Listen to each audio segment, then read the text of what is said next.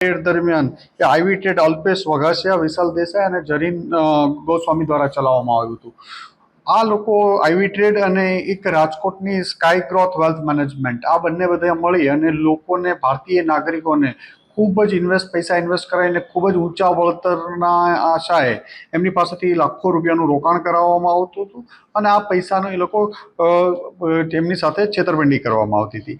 એક multi level marketing MLM જેવી આ રોકાણની એક સ્કીમ હતી અને આમાં ખૂબ જ મોટા પ્રમાણમાં ટ્રાન્ઝેક્શનો મળી આવ્યા હતા. આમના બેંક એકાઉન્ટમાં બધી જે પ્રાઇમરી અમે સર્ચ કરી રહ્યા છે તો 235 કરોડથી વધુના ટ્રાન્ઝેક્શનો તો પ્રાથમિક દ્રષ્ટિએ મળી આવ્યા છે.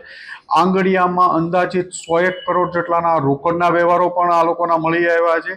એટલે એક ખૂબ મોટા પ્રમાણમાં ફ્રોડ, લોકો સાથે છેતરપિંડી કરવાનું એક MLM સ્કીમ ચાલતી હોય એ બાબતે સુરત સાયબર ક્રાઇમ સેલ દ્વારા ગુનો દાખલ કરવામાં આવ્યો છે.